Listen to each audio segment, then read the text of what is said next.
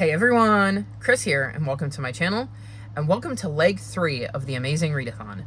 So, in this leg, we're headed off to the capital of Panem. I think that's how that's pronounced. I believe we're in the Hunger Games now. I can say I know nothing about this world. The first two worlds I knew about. This one is a complete mystery to me, so it's interesting. Like, watching the video, I'm like watching it going, I think this is Hunger Games. Like, I had to Google it because I wasn't 100% sure, because there was nothing in the video that made me go, yes, this is definitely the world from Hunger Games. So I believe we are officially in the world of Hunger Games.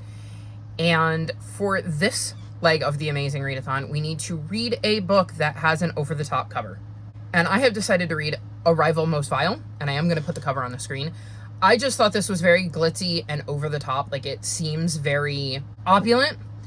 And I know in Bree's amazing Readathon video, she mentions if you could see somebody wearing the cover as like an outfit, and I'm going, oh, I could see somebody wearing a dress with like the gold as accents. Like, I could picture that. So I feel like this fits the prompt well, and I have started it. I think I'm about 2/3 of the way through, because this is the first chance I've had to check in. It was dropped when I got up this morning, but as you can see, I got my hair done. So I just want to say happy Pride, because I am rainbow again, and I am loving this, but this took up a good chunk of my day because this is a process. I had to take the pink out, so I had to go in and bleach it and let the bleach do its job, and then rinse it out and dry it so I could then put this on. And with Danger Jones, you have to let it sit for 35 minutes. So first we had to section off each bit of hair because we wanted to make sure we had 12 even sections. And then we had to put the dye in one color at a time. So that's a whole process. And then we ended with the yellow over here, and then we had to wait 35 minutes after the last bit of yellow went in before we rinsed it all out, and then I had to be dried again. So it was like a whole thing. But I did manage to get, like I said, about 2/3 of the way through Arrival Most Vile today. And this follows Ambrose and Eli. And Ambrose owns this potion shop. He was an apprentice there and then took over when the potion master decided to retire. So he's been there for 20 years, and Eli moves in across the street and opens another potion shop. So they're kind of rivals because of that. They both need their businesses to be successful, but unfortunately they're eating into each other's profits. So they often rub each other wrong because of this. So while this is happening and they're kind of rubbing each other the wrong way because of misunderstandings and, well, just general competitiveness, because they both need these ventures to be successful, they both put in their names to work for the mayor, and the mayor ends up meeting with them and hiring both of them to create this special potion for his daughter. And they are forced to work together on this, and neither of them can say no because they both really need the money for various reasons. So then they have to try to find a way to work together. I'm enjoying this. I think it's going to be a 4-star book. I really like learning more about Ambrose and Eli and how they ended up where they were. Like, how did Ambrose end up at this potion shop and running it, and why is he a bit more aloof? And Eli is very open and friendly, but why did he decide to have a potion shop? What brought him there? That kind of thing. I think that's been really interesting. They're also kind of on this like lane or like street where there's other vendors, and the other vendors are this like tight-knit group that includes Ambrose and immediately takes over Eli. So you've got like a found family there, and I really am enjoying that aspect of the story and how much these people kind of care for each other and look out for each other. And I'm just intrigued because we're getting, you know, to the point where they've been working on this potion, they're trying to figure it out, they've maybe got the solution, and they've definitely learned more about each other. So we're seeing their perceptions of each other change now that they got to know each other without some of the misunderstandings that we had in the beginning. And I'm really enjoying this. I feel like this has been a very good build of this relationship, and it feels very authentic the way these two characters are getting to know each other, and it's not being rushed. So I'm really enjoying that. So another book I'm going to mention is The Big Four. And I am on page 84, and it's a little over 200 pages. And the rule was, if you started a book in May, as long as you read over 50% of it in June, you can count it. Obviously, I will be reading over 50% of it, and the caveat I believe, is that 50% must be more than 50 pages for a novel and more than 100 pages for a graphic novel, because you divide your graphic novel count in half. So if you read a 200-page graphic novel, you can only count it for 100. Therefore, if you read a 100-page graphic novel, you can only count it for 50. Therefore, it has to be 100 pages because you have to have at least 50 pages to count it. Hopefully that makes sense. And obviously, I would have more than 100 pages in here. So I could use this one for because in Panem, one of our sightseeing prompts is the book starts with the word the. So I could use that there. And the reason I'm really getting on that is because I need to read The Mystery of the Blue Train. So that would allow me to get to that because they're in the same series. And then the other book I've started, but I don't expect to finish in Panem, is The Hero of Ages. I'm like 62 pages in. I've got a lot of this to go, but I needed to get it started because I don't want to lose access to the audiobook because I'm waiting for the perfect moment to listen to this with prompts. So I've got this on the go, and it might be good if I end up getting a prompt where I could replace a book, because I have shorter books on my TBR. So this could be a good one to use my power up that allows me to replace a book and completely ignore the prompt. So we'll see.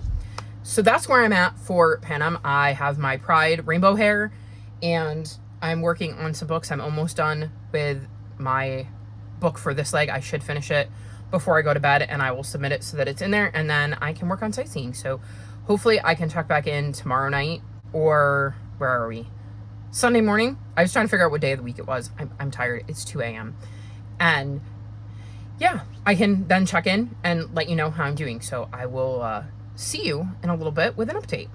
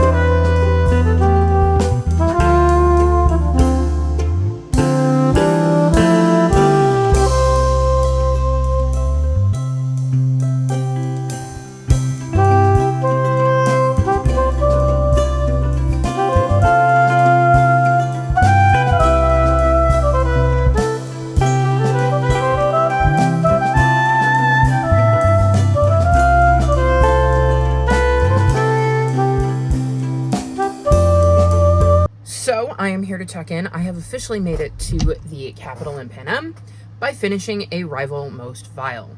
I ended up giving this 4 stars. I really like the way this wrapped up. I quite enjoyed getting to see Ambrose and Eli work on their potion together and get to experience that kind of magic. I love the relationship that develops between Eli and Ambrose and how things progress there. And I really love the relationship that the characters on this street have and how it's like this giant found family.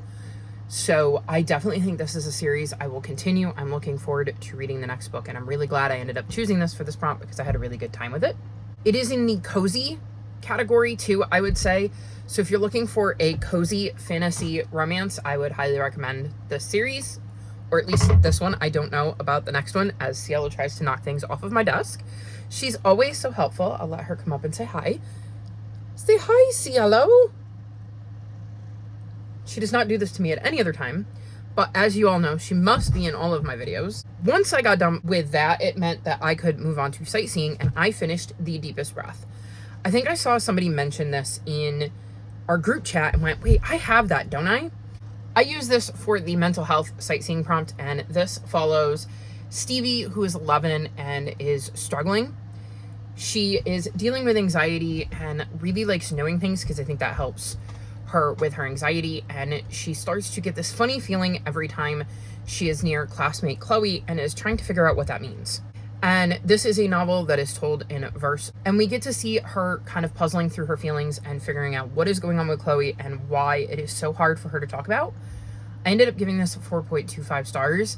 I thought this was a really interesting story. I really love the message.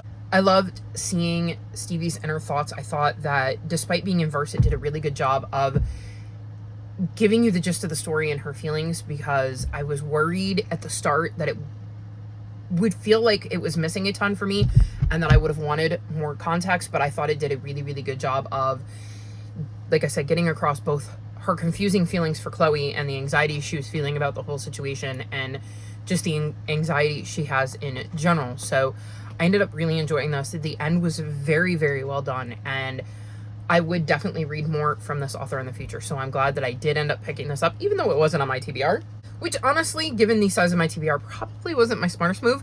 But like I said, somebody mentioned it in the chat and I went, well, it'll be a quick read and I do own it, so why not give it a go?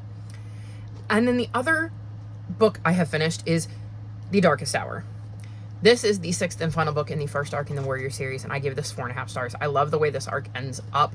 There is so much going on, and it was just so interesting seeing everything come together again, picking up on little tiny things that I missed in my previous reads. It is always fun seeing those little hints that you don't realize are coming. I love seeing these characters and their journey, and I'm so glad I'm doing this reread. I cannot wait to continue it. I don't know where we're going next, because that is going to be largely on Omi, because at this point I can really pick up any book in the series and read it and know what's going on, but this is Omi's first read through it, and they are kind of going to be dictating where we go next, because there's lots of options of ways you can read this. So we'll see where we're going next for July, but I had a really, really great time with this. And I got bonus points for book starts with the, so I could use it for a sightseeing prompt as well. My only other update is that I made some more progress in The Big Four, and I am now on page 102. So slow progress. I am not loving this one.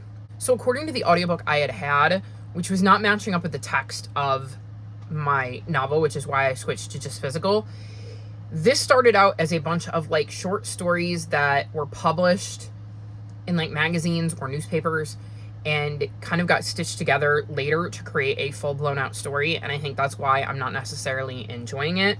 And in this one, Hercule Poirot is taking on an international gang of super criminals.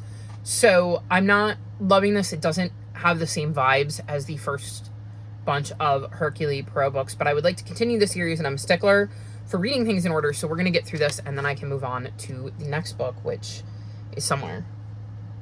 I don't know where, but I do hope to read the next book because I believe it's called The Mystery of the Blue Train, and that would get me another title with the bonus points if I can read it before our prompt for the next leg drops. Who knows? I'm going to finish this tonight before bed and log it, and then we'll see where I'm at because it is late already. So that is my plan. That is my update, and hopefully I will be able to finish the Big Four and maybe squeeze something else in before the end of this vlog.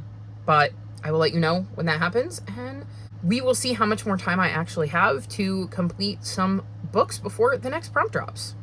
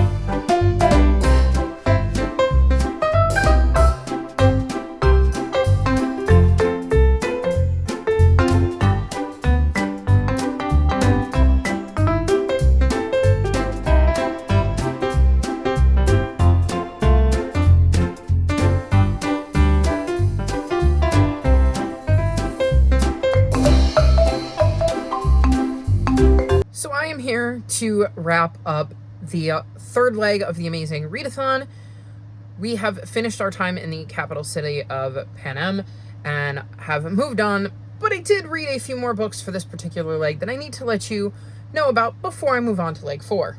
So last time we spoke, I was partway through the Big Four, and I ended up giving this 3 stars. Definitely not one of my favorite in the series. I think it could be because of the fact that it wasn't written as a, drawn out story to begin with, and was a mix of these, snippets that Agatha Christie wrote and then kind of pieced together. So I think that maybe affected the flow. Although I will say, this was in the 2-star territory until the very end, where some things happened at the very end of how this particular story wrapped up that I thought were quite clever. So not my favorite, but I'm still glad I read it. And then I moved on to The Mystery of the Blue Train, and I gave this 3.5 stars. In this one, Hercule Poirot ends up doing a reenactment on a train after a body of an American socialite is found on the train, murdered. Her face has been disfigured, and her jewels are missing. The 2 people that are most suspected are her estranged husband and the person she was going to meet, her lover.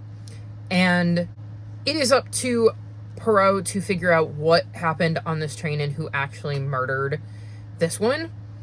I thought this was fine. This was another one where it wasn't my favorite, but I still did enjoy the journey. I definitely enjoyed it more than the last book.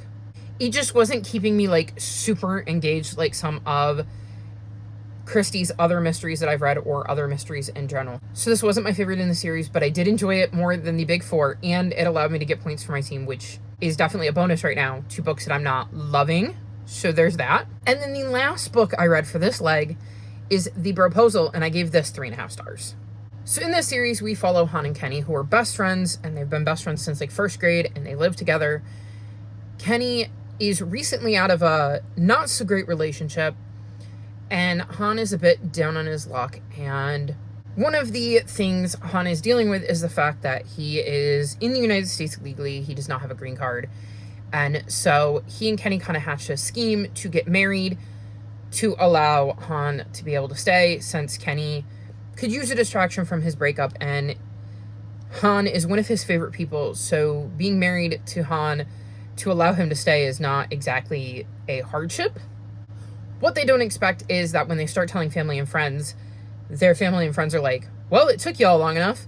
They always suspected the 2 of them would get together, which is a surprise to both Kenny and Han. So they set out on this charade to secure Han his green card, and things don't go smoothly, and they kind of have to deal with the hurdles that are thrown in their way. This was a really easy book to get through. It was fast. It was engaging. I didn't feel the need to put it down and walk away. The reason this ended up getting 3.5 stars is there was a hurdle towards the end that I just hated. I hated how it played out. I hated how it was written. It really brought down my enjoyment of the book. There was a subplot in here that also felt thrown in. There was just a lot that this author was trying to do, and I can appreciate a lot of the things that she was trying to do, because I should mention, I believe, there is trigger warnings in the beginning. It says ICE/police/racial profiling /immigration issues, injuries/breaking a bone, parentheses, ankle, physical and emotional abuse, queerphobia, addiction-related death, and sex. So, as you can see, this author tried to cram a lot of things into this particular novel. And I think it tried to do too much, whereas I think if they had focused on 1 or 2 of those things and really went in depth with them, it would have been a better novel overall. Although I will say, I do really like the trigger warnings, and I do think they are all very appropriate for this book. This book also lost some points for me because of the spicy scenes. They are there. They are definitely on page and talked about, and that is never something I'm into. So it was never going to get 5 stars pretty much from the moment I read the description of the trigger warnings. But about halfway, I was thinking it was going to be 4, maybe 4.25. And then, like I said, there was a hurdle that Han and Kenny had to deal with towards the end of the book that I did not enjoy, and it brought my rating down. And it's a low 3.5. So do with that what you will. Again, I'm not the biggest romance reader, so maybe you will experience a completely different view of this book if you were to read it yourself, but that is how I felt when I got done with this. I was a little disappointed, but it is a very, very easy read. So if you're looking for a book that has a fast pace and is very easy to binge, this is definitely that, even though I didn't end up loving it in the end. So that is the end of my journey through the Hunger Games, and yeah, not a bad round if I do say so myself. Maybe not my best round so far, but still a pretty decent round. So that's going to be all for this vlog, and I will be leaving the capital city to head on to the next leg. All of my social media is linked in the description below if you'd like to come chat with me. If you've made it this far in the video, leave me emojis related to the Hunger Games. I have no idea what those are, considering I've never read Hunger Games, so I'll be curious to see what y'all end up leaving as emojis. Like this video and subscribe to my channel, and I'll talk to you next time. Bye!